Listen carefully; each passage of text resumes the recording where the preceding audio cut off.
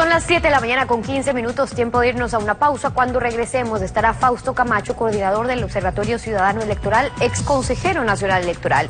Un observador electoral no es un simple veedor o acompañante, es un trabajo técnico reconocido por la ley. Vamos a hablar sobre la iniciativa ciudadana Ojo con tu voto para observar el proceso de las elecciones 2017. Ya regresamos.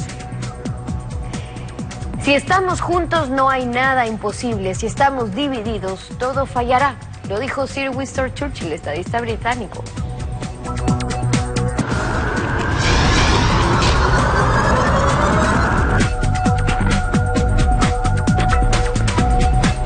Fausto Camacho, coordinador del Observatorio Ciudadano Electoral, exconsejero del CNE, bienvenido a Contacto Directo.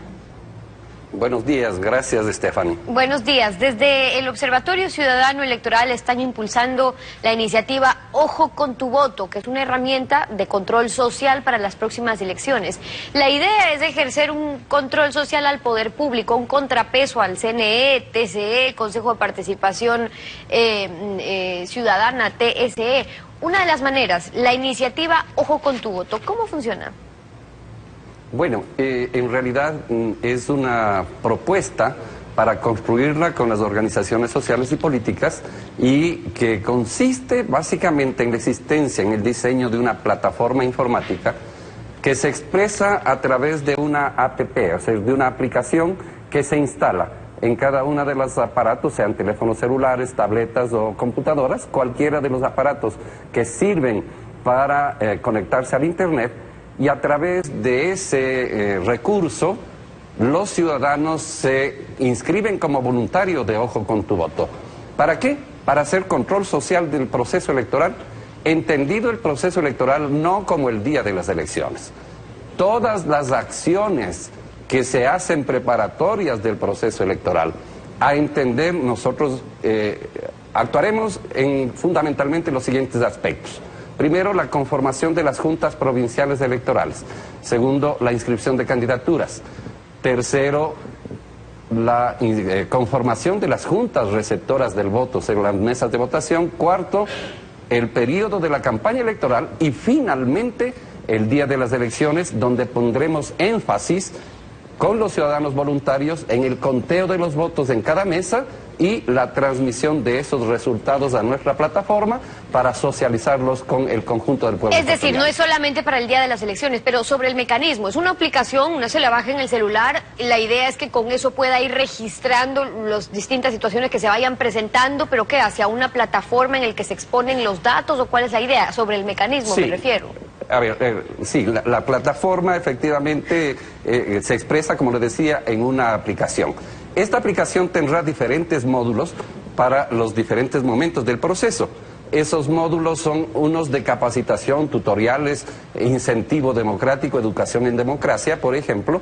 ¿Para qué? Para que los actores sociales que ejercen el control tengan la capacidad plena para hacerlo, pero también tendrán recursos tecnológicos para entonces poder efectivamente levantar testimonio de los hechos que suceden alrededor del proceso y poder ir electoral. Denunciando, que es la idea, el control ciudadano también con la denuncia. Y hacerle llegar, sí, obviamente, hacerle llegar al propio Consejo Electoral, al Tribunal Contencioso Electoral, a la Contraloría en el caso de utilización de recursos públicos, por ejemplo. ¿Ustedes han identificado a otras instancias? ¿Han identificado ya cuáles serían los puntos débiles en que se dan en los procesos electorales y que elección tras elección se siguen repitiendo en todo el proceso, no solo el día de las elecciones? Las recomendaciones de la misión de observadores que han venido, los informes a posterior de quienes han vigilado los procesos electorales lo constatan. ¿Cuáles son esos puntos?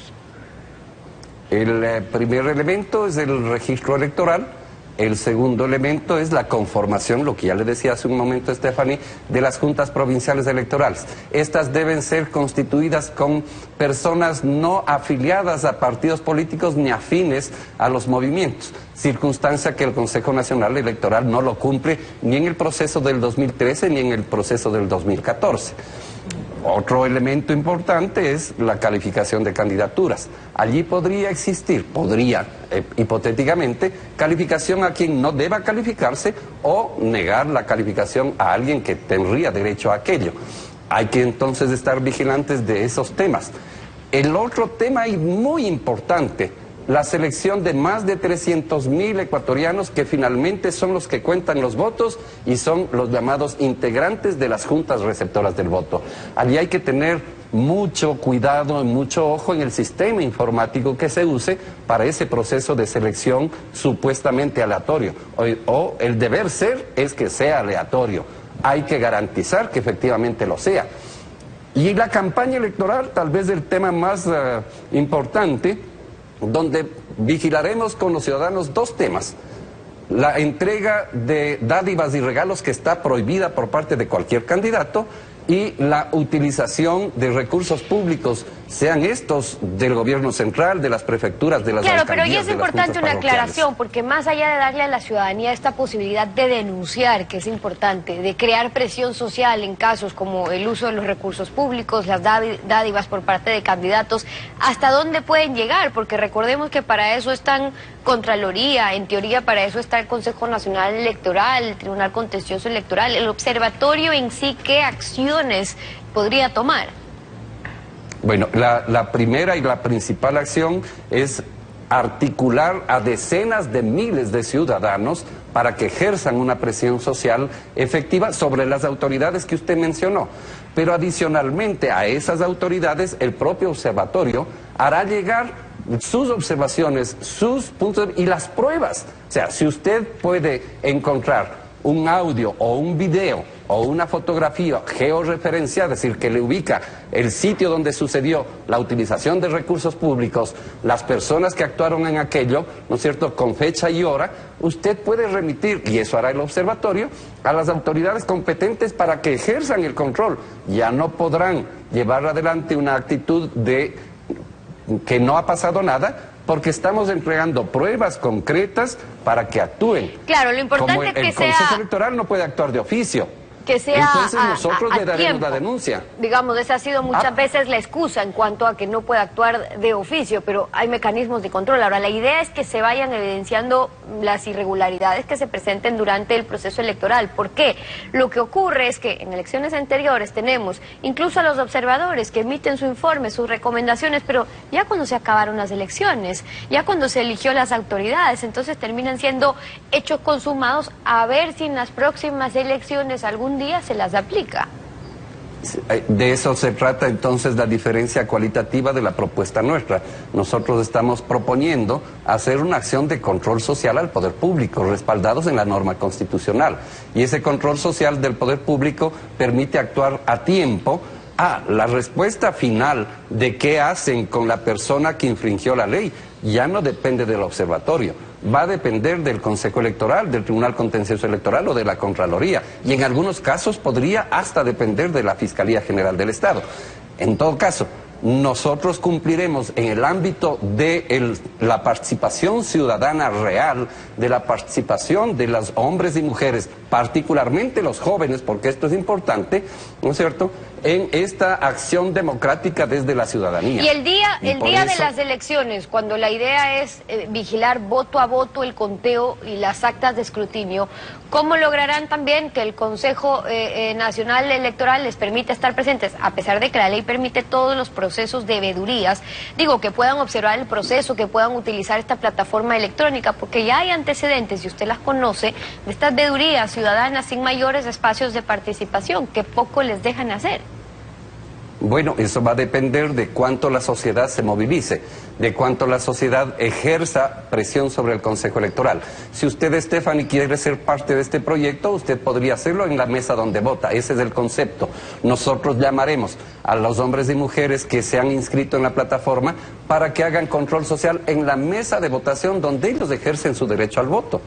Y respaldados en la norma constitucional que dice que las sesiones de los organismos electorales serán públicos. La Junta Receptora del Voto se reúne una sola vez en su vida de existencia, y es el día de las elecciones. Y durante ese periodo de reunión es pública su reunión. Los observadores o los veedores, los vigilantes fiscales, como usted quiera llamarlos, no pueden interferir en la acción de la Junta, ¿de acuerdo? Y esa será la capacitación, entre otras, que tendremos que hacer. No pueden interferir, tienen que observar, vigilar constatar que las cosas se cumplan. Ex consejero del Consejo Nacional Electoral, desde su experiencia en el CNE, ¿cómo ha visto que se han frenado los distintos intentos de organizaciones sociales para poder justamente esto, vigilar los procesos? ¿Por qué han visto necesario el crear estas herramientas, estas instancias de presión social para cuidar los votos y cuidar que haya un proceso limpio, en igualdad de condiciones y sin abusos? Pues muy sencillo, porque el Consejo Nacional Electoral actual es un consejo que responde a una sola línea política, donde sus 5 integrantes han sido o altos funcionarios del Estado, exministros o exsecretarios de Comisión de Fiscalización como el señor Pozo, o el otro elemento es la práctica concreta que han llevado adelante. Le voy a poner 2 casos muy cortitos. El uno, la acción del CNE en el concurso del Consejo de Participación Ciudadana y Control Social, que tuvo como resultado 7 afines al gobierno en el Consejo de Participación, sin cumplir la norma, sin cumplir la ley. Y un segundo ejemplo, el día 21 de diciembre, Alianza País acude al Consejo Electoral a quejarse de una supuesta campaña anticipada.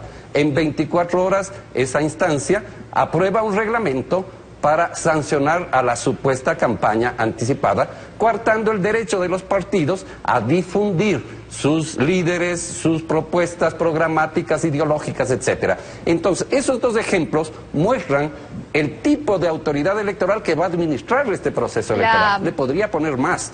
Le podría, por ejemplo, dar la lista de los delegados o representantes, directores de las delegaciones provinciales y su vinculación con el partido de gobierno, las funciones que antes han cumplido. Esa es la propuesta. Ese Consejo Electoral de Fausto es el Camacho, que va a administrar, entonces, por eso queremos hacer y lo vamos a hacer. Y permítame, con esto termino. Brevemente, quiero hacer un llamado a los ecuatorianos, muy brevemente, para que hagamos realidad este proyecto. Es necesario afiancarlo, es necesario financiarlo y hacemos un llamado para que eso pueda suceder con el aporte de quienes sean demócratas y quieran reconstituir la democracia en este país. Fausto Camacho, coordinador del Observatorio Ciudadano Electoral, con su propuesta hoy en Contacto Directo. Gracias por haber estado con nosotros. Gracias a usted, Stephanie.